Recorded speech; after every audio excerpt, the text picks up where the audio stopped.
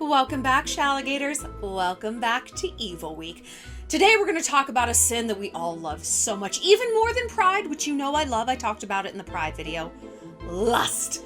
It's a sin that none of us want to be absolved from. In fact, I want to do it more. I hope that a priest can come and wash this sin away from me so I can start fresh and get these numbers back up. Lust is a wonderful, crucial, desirable, weaponizable thing.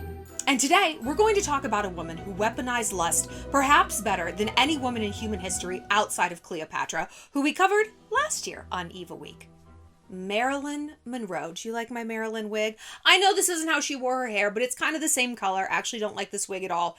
Strangely enough, it is hard to find quality wigs in a small town in Montana. I know. Who knew? You know that we don't even have a Chase Bank in the entire state? Anyway, I digress.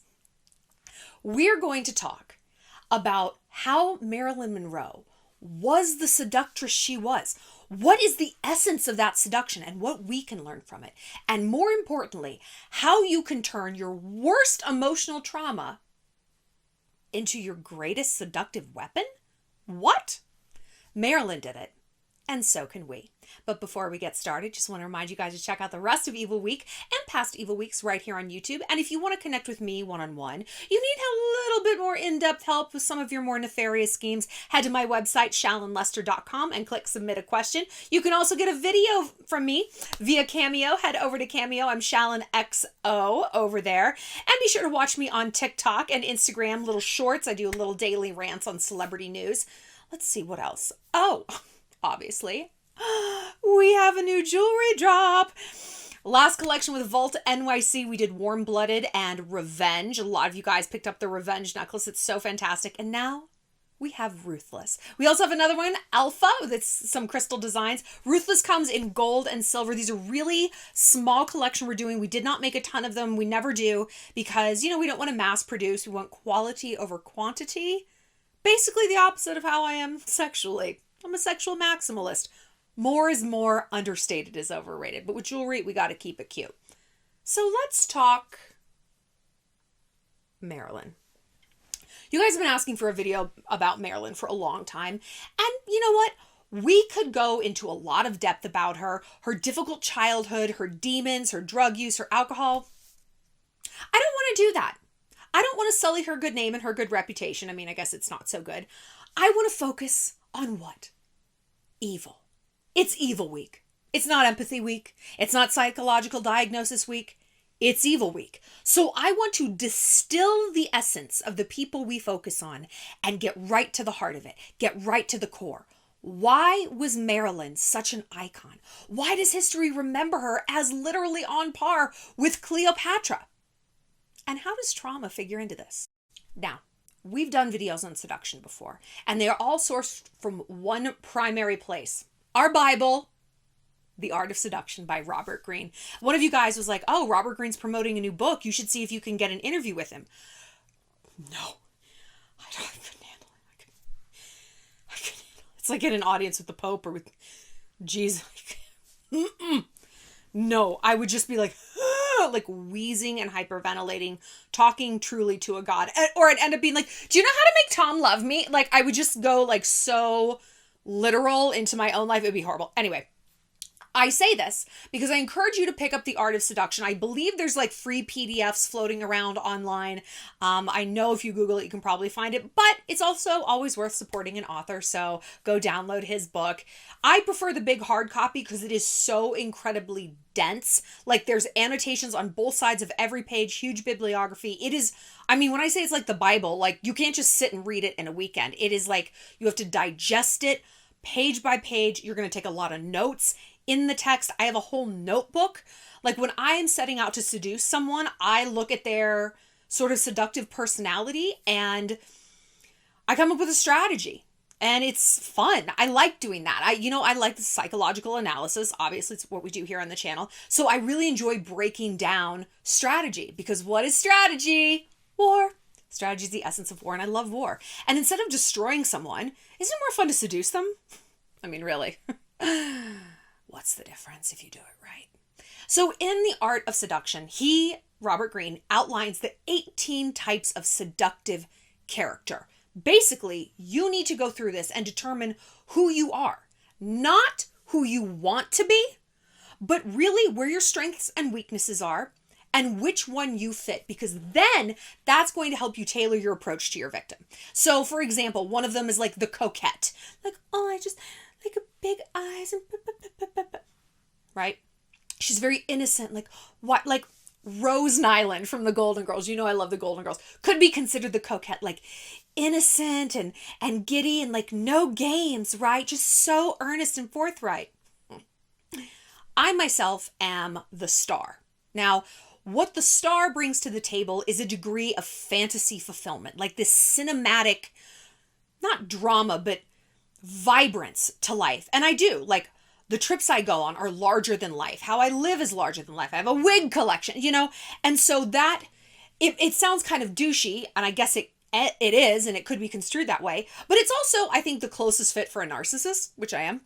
So I lean into that and I say, okay, this is what I bring, this sort of larger than life dramatic quality. I'm wearing latex leggings out to a country bar and a pink ostrich fur coat. So instead of trying to dial that down and be like, here I am in my overalls covered in pig feces so I fit in. No, I lean in and then I target people who have this sort of boredom.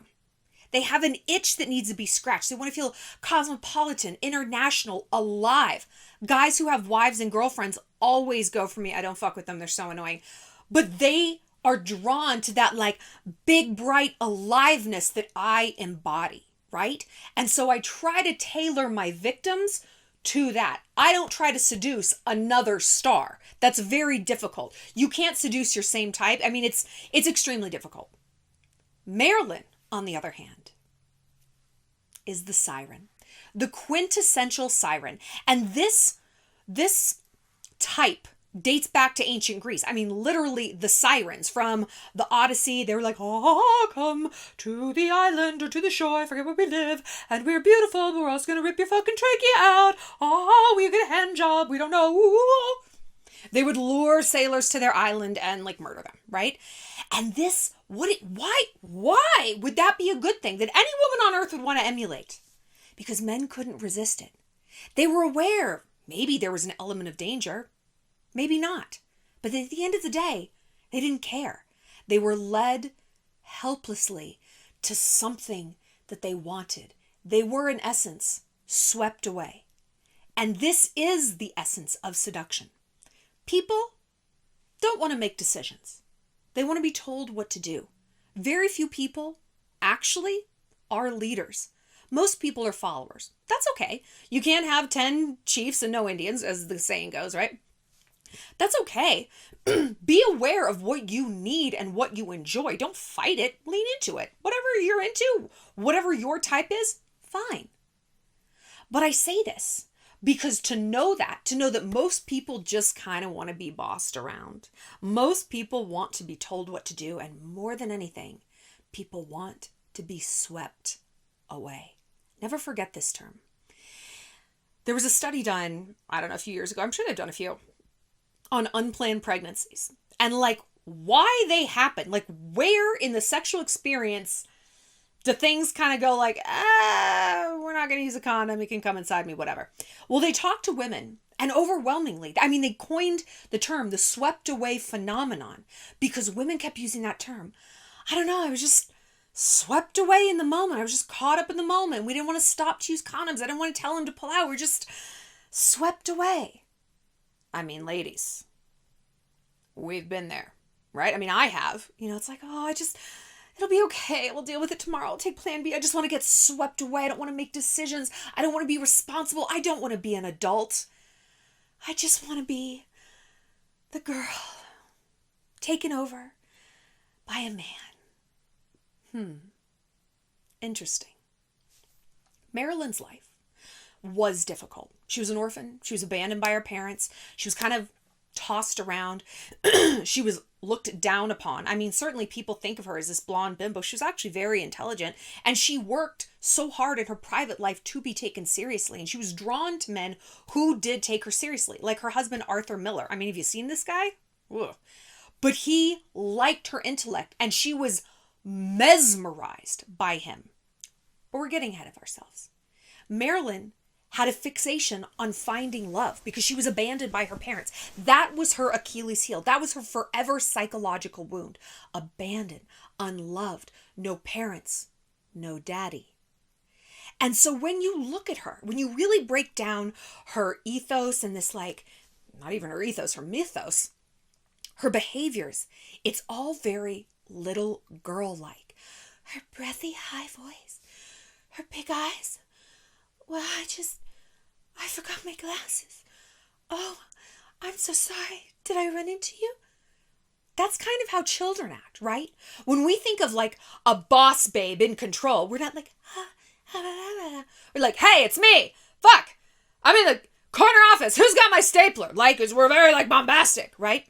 That wasn't Marilyn. She took the trauma of her youth. I don't have parents. I don't have a daddy. Who's going to take care of me? Who's going to look after me? And she weaponized that. Now you might be thinking, that sounds a lot like the coquette. True.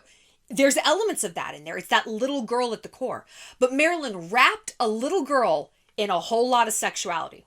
I know, right? I know. This is an episode of Law and Order SVU. It's motherfucking Evil Week. So here we are. But she perfectly blended sex and innocence into this combination that appealed to men on so many different levels. The innocence thing. What are men hardwired to do? Hunt, but also provide, right? They're meant to like parent, like father and create things and kill that bobcat and cook it for dinner. And I'm going to provide for my family. I'm going to protect my woman. This is all inside them. We're hardwired to birth, but also nurture. So someone taps into that. We're like, yeah, fuck yeah, I'm going to nurture you. See these hips? They're meant for balancing a baby, but I'm also going to lay on top of you and love you back to life, damn it. Right? Doesn't that sound familiar? That's what we do. So she tapped into this, to man's primal need to protect, to be daddy, right? And not all guys fall for this, of course. She went after guys who were older, Arthur Miller, Joe DiMaggio, guys who liked this and they fed into it. Do you know that when Marilyn died, Joe DiMaggio, who was like, he was a baseball player, incredibly ugly, he looked like Alf. Yeah. Arranged it so that flowers were sent to her crypt every week forever. Not for the rest of his life, not for 100 years, forever. So, explain to me again why that fuckboy's too busy to text you back. I'm just asking. I'm just asking for myself as well. So she was very, very appealing to men with this thing to nurture. However, because she also paired it with this sexual thing, she was appealing to men in general. So it's like she was tapping into the two things men want to do: fuck and protect, hunt and provide. It's like she was just this fulfillment center of everything men are hardwired to do and want and be. She was all of it. If they gave themselves to her, she was fulfilling all the little missing pieces. She was checking all the boxes. Really, it was brilliant. She weaponized her trauma. She took the weakest part of herself. I don't have a dad and I was abandoned and nobody loves me. That could have turned into borderline personality disorder, histrionic personality disorder, dependent personality disorder. It could have become really bad. And we don't know what she was actually like in her private life. It doesn't matter. This is Evil Week. We're here to learn. It doesn't matter. But no, she leaned into it and she turned it into her greatest trait. So what we can learn is, what's our weakness? What's our greatest trauma, right? When I think of mine, because, okay, look, you're going to go back to your most difficult parent. This is how you figure it out, right? I mean, some of us are overly in touch with our greatest trauma. You don't want to be a victim. It's actually not sexy. No one wants to fuck a victim.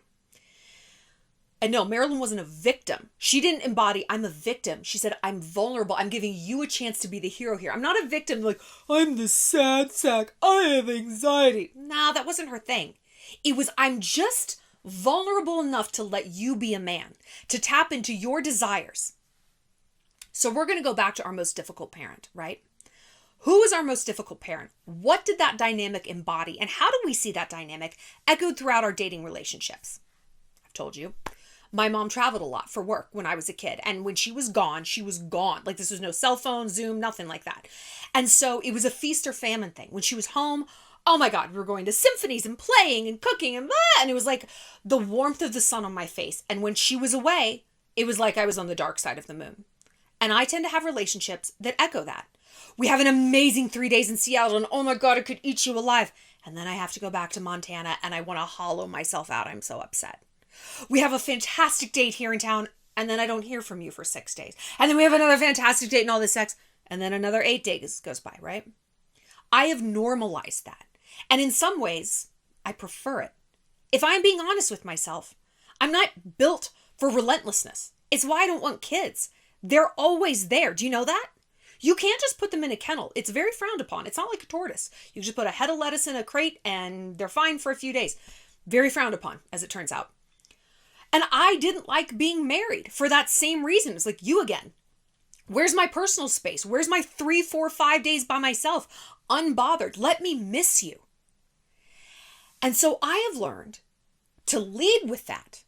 What are you looking for out of a guy? Not someone who's around me all the time. I will see you once a week for a date.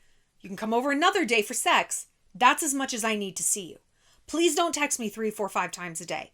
You can text me good morning. Text me good night, princess. I don't need to hear from you in between. Wait, what? I get out in front of my issues. I lean in and I weaponize them. Instead of waiting for someone to ghost me for 5 days, I tell them, I don't want to hear from you for 5 days. I will talk to you Saturday. We don't need to talk in between. Build up some stories. Let me miss you. Guys aren't used to hearing that. It becomes like catnip. Why doesn't she want to see me? Who else is she seeing? I need to chase her. I need to hunt. It's not easy. There's a huge degree of emotional risk.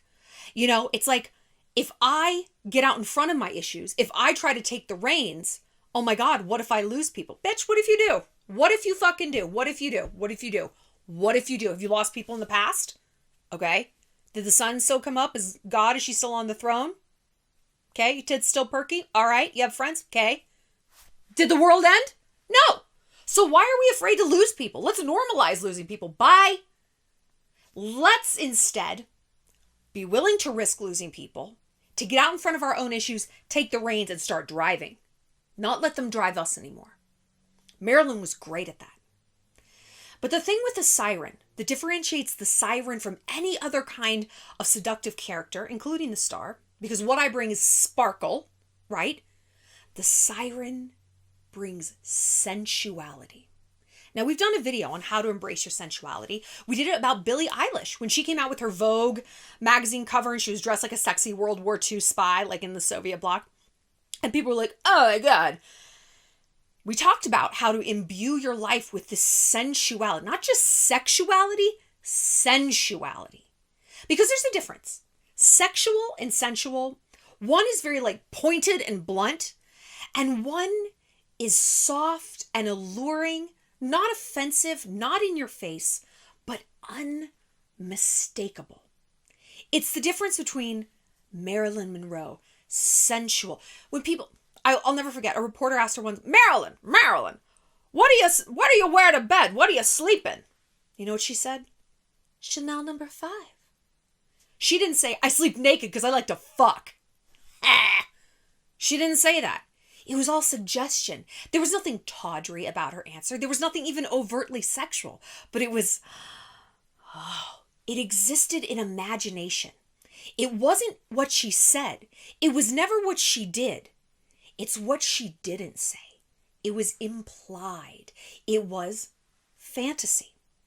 Because when we can do that, when we can leave room for the fantasy, we are in part a blank canvas. Now look, I know what you're thinking. I'm not a blank canvas. I'm a fully formed person. Cool, bitch. It's Eva week. I know that. We all know this. This is about strategy and deception and war and seduction and all of it. The seductive process requires a degree of blankness. Why? You want a man to project his fantasies on you. You are a fantasy fulfillment center, like an Amazon fulfillment center. Anything you need, it's inside, sweetheart. We are so big, you got to account for the curvature of the earth. That's how seductive we are.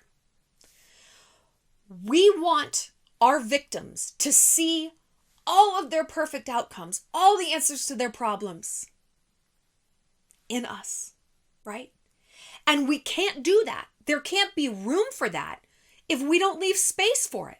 If we go on a date and we talk endlessly, okay? If we are chasing them down, if we're everywhere that they are, oh, I'm at the grocery store, oh my God, I didn't think you'd be here, even though you told me you're going to be here. There's no room to miss. There's no room to hunt. There's no blankness to project their ideal outcomes onto us. Okay?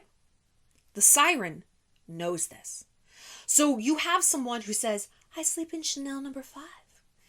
Subtle, sensual, slow. Another excellent example of a siren is Monica Bellucci. Monica Bellucci. She was in Spectre, the James Bond movie, because you know I'm a Bond fanatic. She was Donna Lucia Chiara. I mean, she is, I think I Googled, I think she's 56. She's either 53 or 56. She will take your man. She will take all of our men. She'll take your sons, take your man, take his sons, the brothers. Oh, she's like, I think she's sexier than Jennifer Lopez. I mean, Jennifer Lopez is stunning, but Monica Bellucci is sensual. She's that Italian. She's just like round and full. And she's not surgerized. Like she could use a facelift. I mean, if we're going by like Beverly Hills Housewives standards. But she's like real and sensual. And you're just like, oh, like I want to sink my teeth into her, right? She talks slowly. How can you speak like this? Can't you see I'm grieving? You knew my husband? Don't go, James. You're crossing into a place where there is no mercy. Oh, Monica. Right? She holds eye contact. She's not like distracted. My hair. Let me check my phone. No. Her voice is slow. It's low. It's deep. It's how mothers talk to their children. Did you hear me when I said you need to eat all of your vegetables? Eye contact. Slow. Deliberate. It's a seductive truth. Men model their seductive character off their mothers. Yikes. But hey, forewarned is forearmed. We can act like this isn't true. We can act like we don't care. We can act like ignoring it means we win the game. Has that ever worked to win a game? You just wandered onto the court at the Staples Center with the Lakers and be like, I don't know how to play. No, I don't play basketball. So I will take that NBA championship trophy and ring whenever you're ready because I don't play it. Okay? Seduction's the same way. You think you don't need these tips? You think it doesn't matter? I don't want to play games. Okay? You can't win a game if you don't play it. You inherently lose the game. No one thinks you're a winner. You know who should get the gold medal in gymnastics? That chick who didn't go. Yeah, no. What's her name? Patricia from Des Moines. She should get the gold medal. You know, because she didn't go. So like obviously. But I digress. Back to Monica Bellucci. Same with Marilyn. There's a slowness. There's a quietness. There's a blankness, but an intensity. Just because they're not talking all the time, you can tell that these are like strong women. I mean, Monica Bellucci is, maybe not Marilyn, but like, I wouldn't fuck with Monica Bellucci. Nope. But there's this quietness that magnetizes you to her. Compare and contrast those two, Monica and Marilyn, to Miley Cyrus and Lizzo. Different races, different ages, different body types, both just a disaster. Just a disaster. Not for their bodies, not for their ages, but for how loud it is all the time. I'm sexy. Ah! The dick goes in here. Ah! That's where it goes. Ah! I have a vagina. Do you guys know that? It's where the wiener goes. Here's me twerking on the internet. Okay. We cool, bro. We all get it. We all We all get it. How is that going for you guys? And you know what I love about them is like they both then bitch and cry when people are like, you guys are gross. They're like, don't call me gross. Like, I love myself. Do you? I don't know. You seem really actually insecure. Both of y'all seem super fucking insecure. Okay, but go off, queen, whatever. Monica Bellucci, quiet. Confidence is quiet. Marilyn Monroe, she had her demons for sure. I wouldn't characterize her as an overly confident woman, but she was confident in the area of seduction. She knew that she could manipulate people, men, women, the world, her legacy, time itself. She knew that and she was confident. It was quiet. Now you might think Marilyn Monroe seems very ostentatious. Now at the time, maybe she did stand out and she was like loud comparatively. I'm comparing her kind of to starlets today where people are like flashing their labia on Instagram and I'm like, okay. To me, like, she epitomizes, like, class. I'm like, we're going to go back to that. We're going to go back to that. Because no matter what you think of Marilyn then or now, same with Monica Bellucci, you cannot deny their sensuality. So what is sensuality? What is that? You can really characterize it if just one simple phrase, if nothing else, slow. Slow. Slowing it down. Slowing everything down. I talked about this, I believe, probably in the Billie Eilish video, about my great John Mayer story. He lives actually pretty close to me, and I know it's just a matter of time till we run into each other. And I've always sort of had this like deep-seated fear that I would end up with John Mayer. And I use the word fear. I just think once we did meet and we did click, and then he said just the most ghastly thing. Okay, so I'll tell you this story. Okay, so I was at a party like years ago, and he was there. It was a small party. It was like kind of a company party. And so I saw him. There were maybe like 30 people there. And I was nervous. And my friend was like, oh my God, it's Shawn Mendes. And I was like, just get your fucking voice down. It's okay. We can do this. We can do this. And I was getting like panicky, like, oh. And then I was like, Shallon, slow it down. And okay, there's a difference between being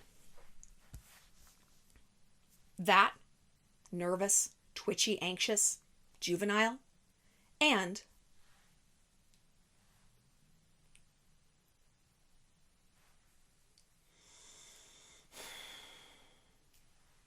exact same motions in the exact same order. One was slowed down. One looks intentional, almost predatory, right? Sensual, slow. I'm not just like rabidly patting my body like some sort of raccoon. I am caressing my own body. I'm feeling my hair. I'm touching my lips. I'm lingering over my décolletage. I am engaging all my senses. Sensuality is also presence. I am not looking around. I'm not checking my phone. Monica Bellucci, lots of eye contact. I'm fully present in the moment. And what do people want when they're being seduced? To be seen, to be heard, for someone to sweep them away. I'm going to grab you by the throat. You're going to come with me. This is how this is going to go. Okay. You can't do that if you're all scatterbrained. You lose your seductive power. So the John Mayer story. So I slowed down all of my motions and I could feel him start to look at me.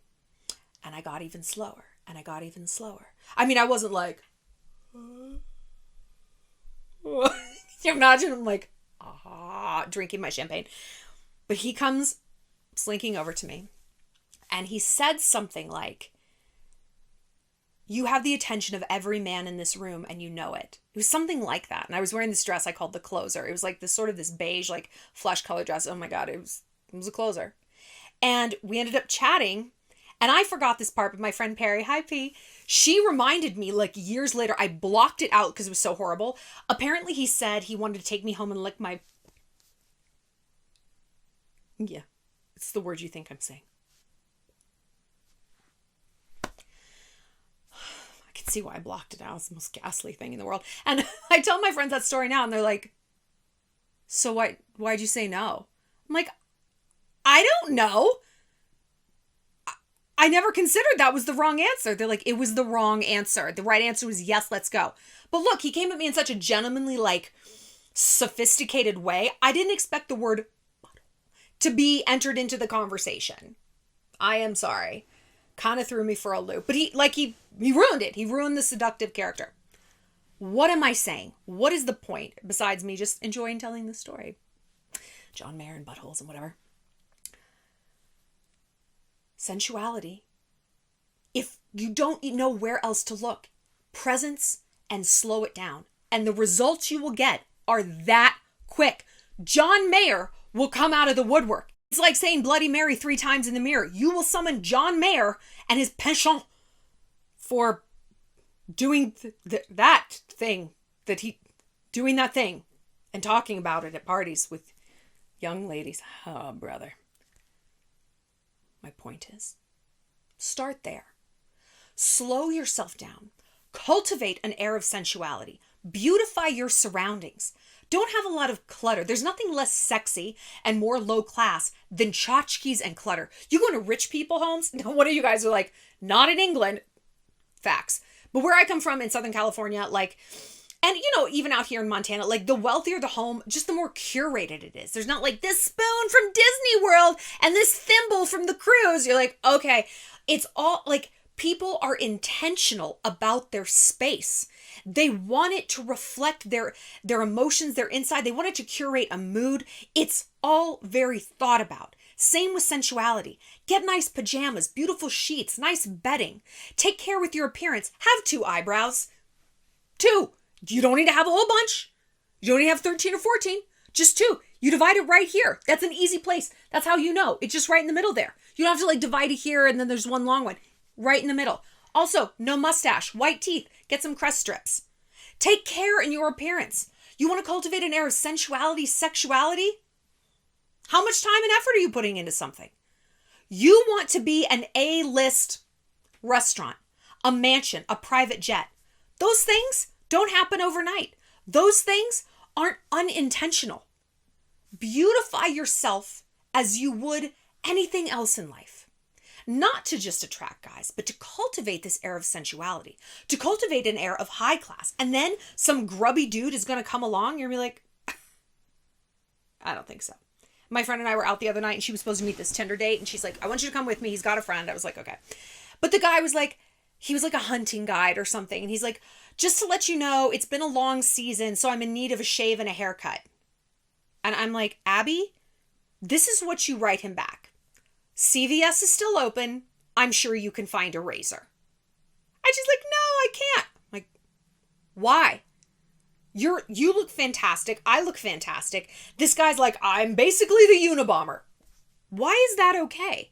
Because when we take pride in ourselves, when we know exactly how much effort we put into looking the way we do, to being educated, sophisticated, all of these things, suddenly someone who doesn't match up, it's like, get the fuck out of here. We ended up standing him up. And she's like, I feel bad. I'm like, I don't. He was blatant about how little effort he was putting in. Why would you reward that? Absolutely not. Absolutely not. No. Go buy a baseball hat. Go buy some pomade. Slick your hair back. Shave. Make it work. Have we all not like run home and shaved like when a guy was coming over? I saw a girl one time like at a club in where were we? It was either Vegas or Miami or something. She literally pulled out like Sally Hansen wax strips and was trying to wax her vag in the bathroom. She's like, because I like this guy and I think we're going to go home together. And I was like, girl, I mean, take care of yourself, but like, these are extraordinary measures for some dude named Doug. Like, no. Well, like, guys don't do that. Or I hope she did hold him to the same standard. I hope she went home and she's like, what does this thread count? I'm out. We can only hope. Fingers crossed. So to recap the Marilyn Monroe mystique, weaponize your trauma. Lean into it. Figure out how you can get out in front of it and control the narrative. Sensualize yourself. Have a sensuality icon, whether it's Monica Bellucci, Kourtney Kardashian, Marilyn, me, in my Party City shake and go wig. Who out there isn't dying to get up on this? I mean, the wig comes off, honey, or it can stay on. You add some heels, you add some restraints. Can I tell you the worst thing? Can I tell you the worst thing? Okay, so I have underbed restraints. Like, they go under bed and they're like wrists and then like ankles. And they're like 4 little like cuffs and they stick out from under your mattress. Well, I didn't think of this when I had a 104-degree fever and had to go to the hospital.